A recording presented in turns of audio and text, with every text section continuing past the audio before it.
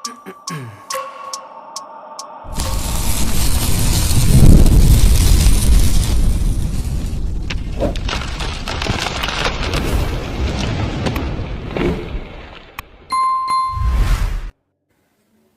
हर तरफ आवाज है, लेकिन सवाल ये नहीं है कि कितना शोर है।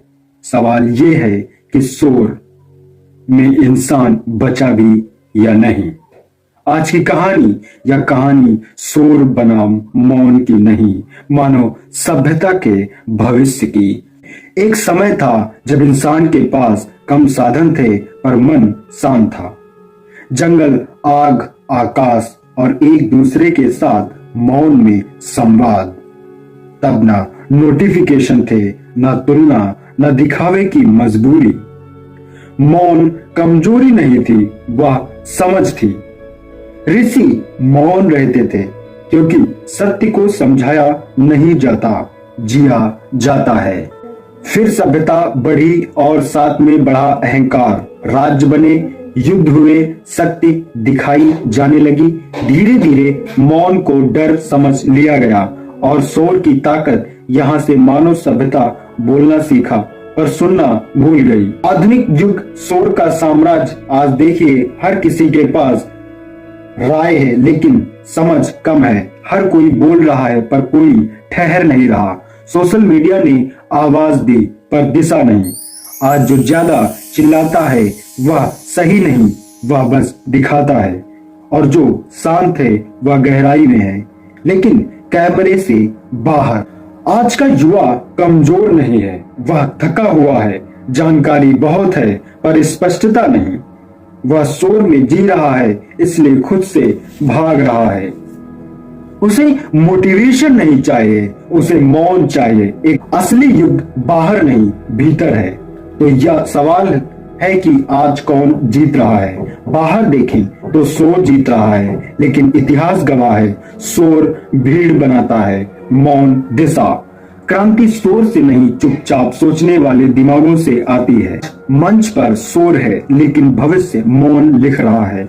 जो आज शांत रहना सीख गया वही कल सबसे स्पष्ट सोचने वाला होगा। मानव सभ्यता ने आग से लेकर एआई तक सब जीत लिया। अब आखिरी युद्ध है अपने मन के शोर से। जो यह जीत गया वही सच में आधुनिक मानव होगा। आज जीतता दिख रहा है, लेकिन मौन हमेशा अंत में जीतता है।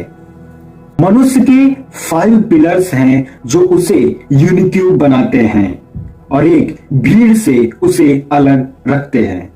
मन शांत था, इच्छाएं सीमित थी, इसलिए शब्द कर्म शुद्ध था। अहम शून्य था, प्रकृति से संवाद मौन में था। पेड़, नदियां, आकाश सब मौन में समझे जाते हैं।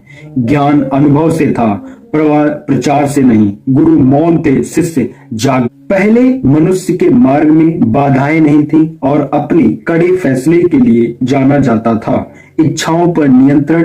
व्यक्ति की जिज्ञासा तब जागृत होती है जब वो किसी काम, वासना या फिर ऐसी योजना जो उसे अहम की भावना देती है, जो संसार में रहकर भी संसार को अपने भीतर प्रवेश न करने दे। जैसे श्री राम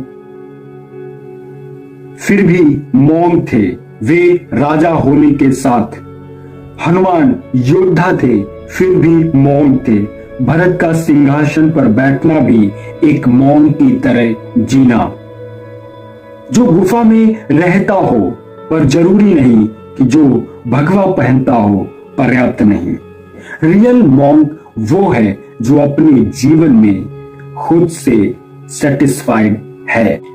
मन शांत होने से कौन कौन सी शक्तियां जागृत होती हैं? Focus, power, discrimination, Vivek, will power, सकल शक्ति, संकल्प शक्ति, इंसाइट, स्मृति और अंतर्दृष्टि, भावनात्मक स्थिरता, क्रोध, भय, असुरक्षा।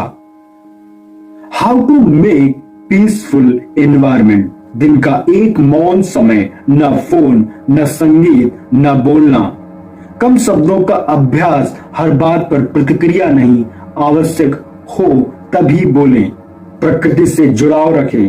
पेड़, खुला आसमान, नदी का बहना, उसकी कलकल करती आवाज जब मनुष्य के मस्तिष्क को एक्टिव करती है तो प्रकृति उसी चीज को हमें दर्शाती है। बाहरी दुनिया में शोर बहुत प्रबल है, जैसे आज के समय में सोशल मीडिया और न्यूज चैनलों पर ब्रेकिंग न्यूज चिल्लाते हुए लोग, जहां रील और ट्रेंडिंग जैसे विषय पर लोग चर्चा करते हैं। वेल्थ पर क्षणिक भर प्रफुल्लित होकर अपने आप को स्वयं की दृष्टि एक ऐसे आईने में देखना जहां उसे एक यूनिक आइडेंटिटी दी जाती है जो पब्लिकली उसे घमंड की ओर ले जाती है। इतनी ऊर्जा बनाता है जिस ऊर्जा से हमें एक विश्वास उत्पन्न होता है, उस विश्वास से हमारे कार्यों में रुचि होती है। बड़े निर्णय, गहरी सोच, क्रांति शांति से जन्म लेती है। राम, बुद्ध, विवेकानंद, गांधी सभी का अस्त्र मौन था। आज का समय सबसे बड़ा भ्रम है। जो चुपचाप है वह कमजोर है, जो चुप रह सकता है वही बोलने की जरूरत से मुक्त है। तत्कालिक विषय ये है जो शोर की दीर्घकालिक प्रभुत्व मौन का। आज के समय में शोर को बना मौन में किसे सही प्राथमिकता मिली? युवा पीढ़ी के लिए शोर में सब बोलते हैं, मौन में वही सुनता है जो आगे बढ़ना चाहता है। आज ट्रेंड शोर का है, पर कल पहचान मौन की होगी। जो हर बात पर बोलता है वह खुद को खो देता है, जो समय पर चुप रहता है वह खुद को पा लेता है। So don't forget to subscribe my channel and please press the bell icon, like and share. Take care. Thank you.